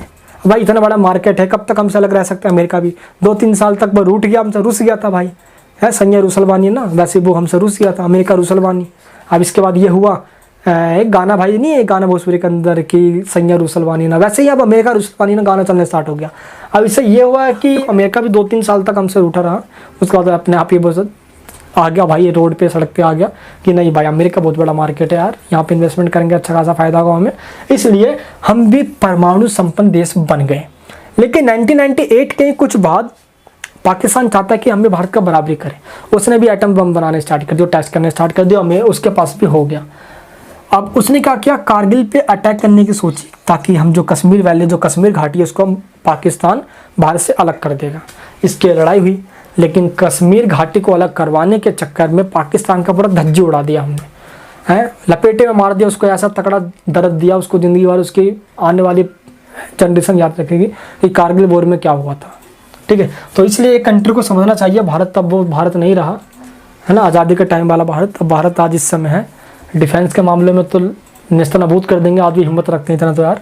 चलिए अब बात करते हैं इस समय कि भारत दोस्तों अरब कंट्रीज़ के साथ काफ़ी अच्छे रिलेशन चाहता है अपने, क्योंकि अरब कंट्रीज़ में भारत के बहुत सारे लोग जाके क्या करते हैं, जॉब करते हैं, काम करते हैं, जो ऑयल प्लांट्स वगैरह इसके अंदर देख लो भाई, सऊदी अरब के अंदर या दुबई के अंदर, इराक, ईरान जाते बहुत लोग जाते हैं। तो दुबई तो सबसे मेन है भाई हमारा, ये आपको ध्यान है। तो यहाँ से बहुत सारा पैसा हमारे भारत के अंदर आ जाता है, इसलिए हम अच्छे रिलेशन चाहते हैं। नेक्स्ट पॉइंट दोस्तों क्या है, नेक्स्ट पॉइंट है unilateral actions against Iraq and Yugoslavia. देखो हमेशा से जो यूनिलैटरल यानी कि इराक और यूगोस्लाविया पे हमेशा से अमेरिका के द्वारा प्रेशराइज बनाते रहे। देखो हम इराक पे चाहता है ना अमेरिका, तो हम चाहते हैं कि ये यानी कि एक पक्षीय यूनिलैटरल नहीं होना चाहिए, मल्टीलैटरल होना चाहिए, तो हम इसका भी अपोज करते रहे, आपको ध्यान रखना है। नेक्स्ट है कि south Asia, China and the south east Asian countries, हम इन सभी के साथ अच्छे रिलेशन चाहते हैं, फ्रेंडली रिलेशन चाहते हैं, ताकि ट्रेड को प्रमोट करें और इन्वेस्टमेंट को प्रमोट करें। यहाँ कंट्री की FDI फॉरेन डायरेक्ट इन्वेस्टमेंट हमारे देश के अंदर आए और इससे हमारे देश के अंदर एम्प्लॉयमेंट इंक्रीज हो, ये दोस्त हम चाहते हैं, ये आपको ध्यान रखना है। नेक्स्ट पॉइंट क्या है हमारा, India and the United Nations, ये काफ़ी इंपॉर्टेंट पॉइंट आ चुका है।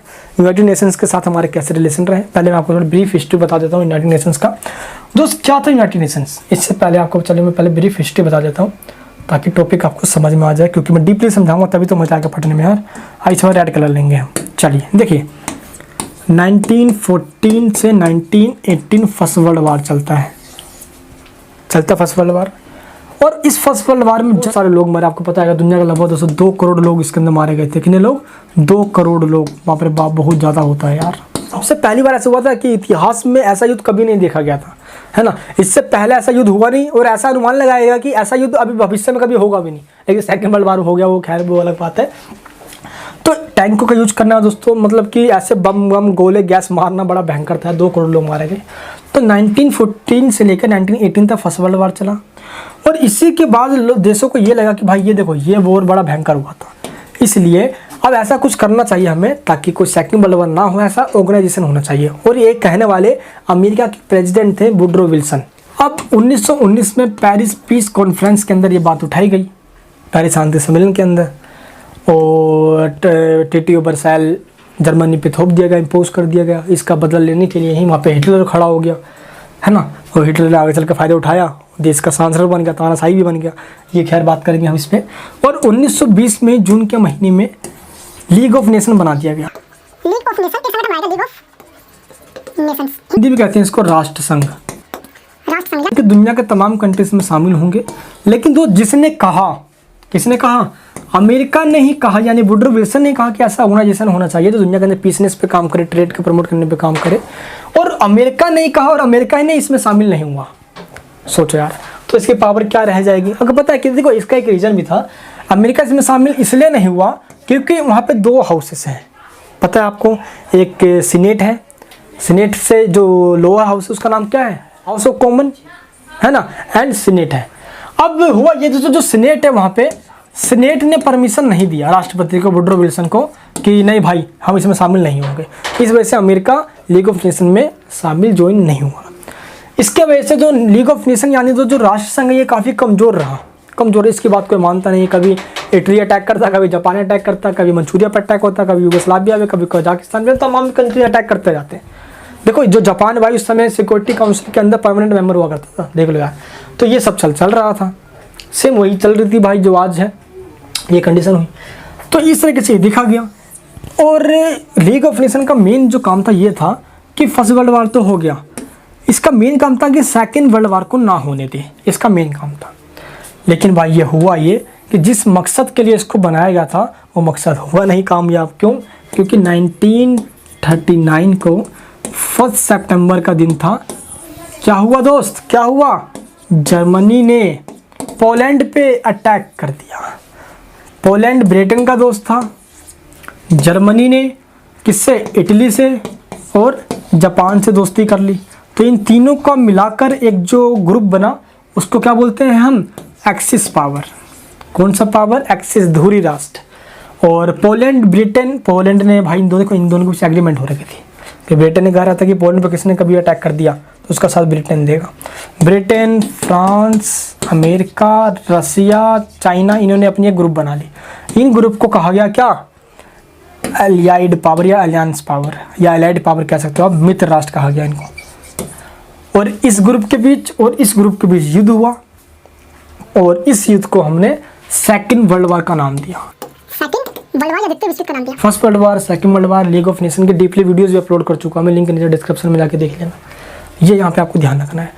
तो लीग ऑफ नेशन का जो मेन मकसद था फर्स्ट वर्ल्ड वार के बाद सेकंड वर्ल्ड वार को रोकना। भाई सेकंड वर्ल्ड वार तो हो गया, तो ये अपने मकसद में फेल हो गया। अब हुआ ये, तो 1939 से 1945 तक चलता है फर्स्ट वर्ल्ड वार के बाद सेकंड वर्ल्ड वार। अब सेकंड वर्ल्ड वार को रोक तो पाया ही नहीं, इसलिए इसको ख़त्म कर दिया गया। और इसी की तरह एक सेम 24 अक्टूबर 1945 को जब सेकंड वर्ल्ड वार खत्म हुआ, खत्म तो 2 सितंबर को ही हो गया था और 1 सितंबर को स्टार्ट हुआ था 1939 में और 2 सितंबर 1945 में ख़त्म हुआ था ये। और 24 अक्टूबर 1945 को फिर से एक ऑर्गेनाइजेशन बनाने की बात कही, सेम उसी कंट्री ने, यानी कि अमेरिका के राष्ट्रपति नहीं। और इस समय अमेरिका के राष्ट्रपति वुडरो विल्सन नहीं थे, उनका नाम था रूजवेल्ट। अमेरिका के राष्ट्रपति का नाम क्या था? रूजवेल्ट। और रूजवेल्ट ने कहा कि नहीं यार, अब एक ऑर्गेनाइजेशन बनाना चाहिए, अब इस बार अमेरिका शामिल होगा। और इस तरीके से बनाया गया UNO। इसके बाद UNO बनाने की बात तो 1942 से ही चल रही थी, लेकिन फाइनली UNO को बना दिया गया कब? 24 अक्टूबर 1945 को। इस तरीके से दोस्तों UNO बन गया। और UNO को बनाने का मेन मकसद क्या था? फर्स्ट वर्ल्ड वार हो गया, सेकंड वर्ल्ड वार हो गया, UNO का काम था कि कोई भी थर्ड वर्ल्ड वार ना होने दे, ये देखना। और होपफुली भाई आज देखो सौभाग्य की बात यह है कि अभी तक कोई थर्ड वर्ल्ड वार नहीं हुआ, तृतीय विश्व युद्ध नहीं हुआ, जितने विश्व युद्ध हो चुका है, ये आपको ध्यान रखना है। ये था, बाकी सभी मेन काम इसके वही हैं जो काम है क्या? ट्रेड को प्रमोट करना, शांति को, पीसनेस को प्रमोट करना, एक दूसरे दोस्तों कोऑपरेशन के साथ रहे, आपस में सहयोग के साथ रहे, ये रहे। बट दोस्तों ये हुआ कि जो UNO है ना, इसका जो स्ट्रक्चर है वो इस तरीके से है, 5 परमानेंट है ना और 10 अनपरमानेंट यानी कि नॉन परमानेंट मेंबर रहेंगे। परमानेंट के अंदर अमेरिका, ब्रिटेन, फ्रांस, रूस, चाइना, ये 5 कंट्री हैं। और इस 10 कंट्री जो नॉन परमानेंट है ये एवरी 2 ईयर में चेंज होते रहते हैं। 2 साल में कोई कंट्री बनेगा, फिर 2 साल में दूसरा आएगा, 2 साल ऐसा बनता रहेगा। भारत भी दोस्तों पता है आपको इसी साल यानी कि भारत भी चुना गया और 8वीं बार भारत भी नॉन परमानेंट मेंबर बन चुका है UNO का। लेकिन हम तो भाई संघर्ष कर रहे हैं इसके लिए, किसके लिए? परमानेंट के लिए। क्योंकि चाइना को नेहरू जी की वजह से परमानेंट मेंबर मिली थी सिक्योरिटी काउंसिल के अंदर, सुरक्षा परिषद के अंदर। क्योंकि दुनिया का कोई भी काम होता है, कोई भी डिसीजन पास करना हो, तो जब तक ये 5 परमानेंट मेंबर अपनी एग्रीमेंट यानी सहमति नहीं दे देते, तो जब तक वो इम्प्लीमेंट नहीं होगा। जब ये 5 कहते हो तो इनको तो भाई कहना ही कहना पड़ेगा। ऐसे सिद्धांत ये कहता है कि 5 ये और कम से कम जो है ना ये 10 में से कम 6-7 तो कहीं यार, कम से कम ये आपको ध्यान रखना है, ठीक है। तो इस तरीके से आपको ध्यान रखना है, ये बात कही गई। अब बात करते चलिए UNO का क्या है, मैटर क्या है UNO का। देखो दोस्तों UNO के हम स्टार्टिंग मेंबर रहे हैं जब UNO की स्थापना हुई 24 अक्टूबर 1945 को हुई थी। इसमें टोटल 50 कंट्री थे, एक कंट्री पोलैंड बन गया। और 30 अक्टूबर कब? 30 अक्टूबर 1945 को ही भारत इसका मेंबर बन गया। देख लीजिए हम दोस्तों स्टार्टिंग के मेंबर 24 अक्टूबर बनता है, 30 को हम मेंबर बन जाते हैं, लगभग 5 दिन के बाद ही हम इसके मेंबर बन जाते हैं, 6 दिन में, ठीक है। चलिए अब हम बात करते हैं इंडिया एंड यूनाइटेड नेशंस के बीच रिलेशन क्या है। देखो दोस्त, पूरे दुनिया में एक बड़ी आबादी होने के कारण दुनिया के अंदर हम एक बहुत बड़ी आबादी है हमारे पास। डिसआर्मामेंट की हम बात करते हैं, निःशस्त्रीकरण की हम बात करते हैं। एक दुनिया के सबसे बड़े लोकतांत्रिक देश है, डेमोक्रेटिक कंट्री है। एक बढ़ती हुई प्रोग्रेसिव हमारी एक इकोनॉमिक डेवलपमेंट कंट्री है ना, डेवलपिंग कंट्री जो तेज़ी से बढ़ रही है, ग्रोथ कर रही है। और हम स्टार्टिंग से ही दोस्त डेमोक्रेटिक वगैरह शांति का बात करते हैं। तो इन सभी प्रिंसिपल को देखते हुए हमें सिक्योरिटी काउंसिल के अंदर परमानेंट मेंबरशिप मिलनी चाहिए। इसी के लिए हम हमेशा से बात भी कर रहे हैं मोदी जी का ऊपर है। इससे पहले भी सभी जो गवर्नमेंट आई उन्होंने अपना पूरा कंट्रीब्यूशन दिया कि हम किस तरीके से भी परमानेंट मेंबर बन जाए। और हमेशा से जब भी यूएनओ को कोई भी तरीके की हेल्प चाहिए है तो हमेशा से भारत इसमें सबसे आगे रहा है और इंडिया ने हमेशा से हेल्प करी है। ये दोस्त आपको ध्यान रखना है। चलिए थोड़ा पॉइंट्स पे आते हैं, पॉइंट क्या कहता है देखते हैं। Point, India foreign policy has been formally committed to क्या purpose and principles of the United Nation has been made significant क्या condition like participating in all peace keeping operations. बहुत बड़ी बात है भाई है। देखो स्टार्टिंग से ही हमने यूएनओ का भी साथ दिया, हम हमेशा पीसनेस की बात करते हैं और जहाँ जहाँ भी ऑपरेशंस या कोई भी मिशन चलाया गया है वहाँ पे हमने क्या पार्टिसिपेट भी किया है यूएनओ के अंदर, यानी कि हमने अपनी सेनाओं को भेजा है। और ऐसे ऑपरेशन लगभग 35 कंट्रीज में चलाया गया है जिसके अंदर भारत की आर्मीज गई है यूएनओ की तरफ से। यूएनओ के पास अपनी कोई आर्मी नहीं है, यूएनओ के जो भी मेंबर हैं कंट्री वही अपनी आर्मी भेजते हैं। जैसे दोस्तों हम भारत की आर्मी गई तो अर्जेंटीना, कांगो हो गई, स्वीडन हो गया, तंजानिया हो गया, अर्जेंटीना हो गया, तो हम सब समय समय भेजते रहे। ये आपको ध्यान रखना है, ठीक है। एशियन और अफ्रीकन कंट्रीज के अंदर कहाँ पे अफ्रीका और एशिया में हम भेजते रहे अपने अपने आर्मीज को, ठीक है दोस्त, ये आपको ध्यान रखना है। एंड नेक्स्ट बात करते हैं इंडिया का रोल क्या है यूनाइटेड नेशंस के अंदर। देखिए India has always believe that a world free and nuclear weapons would enhance global security. क्या बात है यार, हम तो चाहते हैं हमेशा से यार, हम चाहते हैं देखो न्यूक्लियर ना हो बिल्कुल ही, हम फ्री ऑफ न्यूक्लियर चाहते हैं, हम न्यूक्लियर बम को हम खात्मा चाहते हैं। लेकिन दुनिया बोले कि भाई तू खत्म कर दे लेकिन मैं रखूंगा, तो हम ऐसा भी नहीं चाहते। जब तेरे पास हो तो भाई मैं भी अपने पास रखूंगा ताकि बैलेंस ऑफ पावर बनी रहे। कि बैलेंस ऑफ पावर यूं हुई यानी हमारे पास कुछ नहीं होगा और हमारे पड़ोस के पास है कुछ, तो हमें तो डर के रहना पड़ेगा और मैं तो चाहते नहीं। ये ध्यान रखना आपको, ठीक है। India has contributed UN significantly on किसमें डिसआर्मामेंट में। हमने हमेशा इसकी बात करी है, आइडियाज़ दिए, अपनी रेजोल्यूशंस दिए, इनिशिएटिव्स की में बात करी हमने, है ना। ये दोस्तों आपको ध्यान रखना, जो मेन यहाँ पे पॉइंट्स आपको बता रहा हूँ ये आपको ध्यान में रख के चलना है। एंड 1948 के टाइम, जब भारत को तो भाई सिंपल आज़ादी के टाइम में काम हुआ था यार, तो 1948 में ही हमने एक क्या प्रपोज पास किया था। इस प्रपोज का मतलब ये था कि हमेशा से हम एटॉमिक एनर्जी को प्रमोट करेंगे, ना कि एटॉमिक वेपन्स को प्रमोट करेंगे। हाँ, उसकी एनर्जी के यूज के लिए प्रमोट करो, है ना। जैसे उसमें हम एनर्जी की बात करते हैं, न्यूक्लियर सप्लाई ग्रुप की मेंबर बनने की बात करते हैं हम, है ना। तो इसके मेंबर बन जाएंगे तो हम दोस्तों को न्यूक्लियर एनर्जी हमें आसानी से मिल जाएगी। लेकिन चाइना यहाँ पे भी टांग अड़ाते रहता है। तो हम हमेशा एनर्जी को प्रमोट करने की बात करते हैं, वो पीसफुली पर्पस के लिए, ना कि किसी भी कंट्री पे अटैक करने के लिए, क्योंकि हम खुद अटैक की बात नहीं करते तो हम क्यों किसी पे अटैक करेंगे। चलिए दोस्तों, अब मैं आपको और कुछ पॉइंट्स बताता हूँ ताकि आपको और भी लगे कि हाँ यार भारत का कंट्रीब्यूशन तो है भाई यूएनओ में। देखिए कैसे हम हमेशा डिसआर्मामेंट की बात करते हैं और यूएनओ का भी ये प्रिंसिपल है। हम दोस्तों 1948 में हम एक प्रपोज लेकर आ गए थे। क्या ये देखिए आपको बताया ना मैंने प्रपोज कौन सा वाला, कि हम 1948 बता दिया था हमने कि हम किसकी बात करेंगे, एटॉमिक एनर्जी को प्रमोट करने की बात करते हैं। कब 1948 में। 1950 के अंदर दोस्त हमने एक बात किया था यूएनओ के अंदर। ये बात क्या थी कि हम क्या कहेंगे कि एक ऐसा सिस्टम बनाएंगे कि पूरी दुनिया के देश एक डोनेशन दे और इस डोनेशन को जब भी कोई भी अनसर्टेनिटी आ जाए, कोई वॉर आ जाए, तो उस लिए या उस समय खर्च किया जाए या डेवलपमेंट के लिए खर्च किया जाए। तो हमने शांति कोष बनाया हमने। इस कोष के अंदर सब ये डोनेशन देंगे कंट्रीज, इसके लिए हमने बात करी यूएनओ के अंदर। तो भारत ये सब कर रहा है।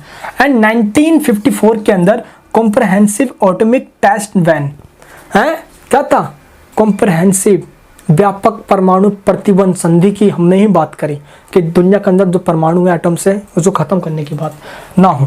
1963 के अंदर आंशिक परीक्षण प्रतिबंध, तो आंशिक कोई भी परमाणु का एटम्स बम का कोई टेस्ट ना कर सके, हमने इसकी बात करी। भारत ने सबसे पहले इस पे मतलब जो सिग्नेचर किया, लेकिन हुआ क्या, फेल होते जा रहे हैं भाई। क्यों, 1963 में ये हुआ और 1964 के अंदर चाइना ने भाई टेस्ट कर लिया, फेल हो गया भाई ये भी। 1964 के अंदर हम एक एजेंडा लेकर आए यूएनओ के अंदर और इस एजेंडा में हमने ये कह दिया, देखो डिसआर्मामेंट की बात करते हैं, वेपन्स को प्रमोट नहीं करते, दुनिया के तमाम कंट्री को ये भी मानना चाहिए। खैर दोस्तों ये बात तो हुई।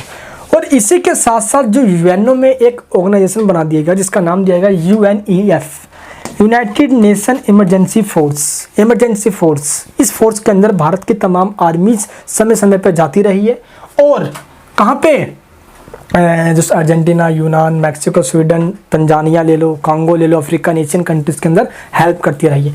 देख लो भाई कि 1956 के अंदर इजराइल और मिस्र के बीच में वॉर हो गया था और इस वॉर के अंदर भारत की सेनाओं ने बहुत अच्छा अपना योगदान कंट्रीब्यूशन दिया। ये आपको ध्यान रखना है। ध्यान रखना कि UNEF यानी कि क्या क्या है इसके अंदर है, United nation emergency force. Emergency के लिए भेजना हो तो भारत की आर्मी जाती है। और इवन सिर्फ आर्मी ही नहीं है दोस्त, हमने समय समय पे डॉक्टर, इंजीनियर, पुलिस ये सब भी भेजे हैं। बहुत सारी चीज़ें हम इसमें हेल्प करते रहे, ये आपको ध्यान रखना है। अब हम बात करते हैं थोड़े राजीव गांधी जी के समय में। दोस्तों इस समय में थोड़ी अच्छी बातें कही गई। क्या देखो 1984 के अंदर इंदिरा गांधी की जब डेथ हुई तो राजीव गांधी भारत के प्रधानमंत्री बनते हैं। तो इन्होंने साथ हैं ए से अर्जेंटीना के साथ, यू से यूनान के साथ, एम से मैक्सिको के साथ, एस से स्वीडन के साथ और टी से तंजानिया के साथ, यानी कि AUMST है ना, AUMST इनके साथ मिलके 6 राष्ट्र यानी कि 5 ये हो गए प्लस 1 इंडिया हो गया।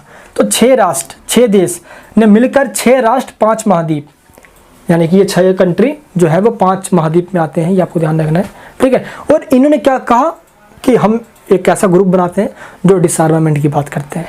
और दोस्तों इन्होंने ही, राजीव गांधी ने ही क्या किया, 1988 के अंदर UNO में एक प्रस्ताव रखा, एक प्रपोजल रखा।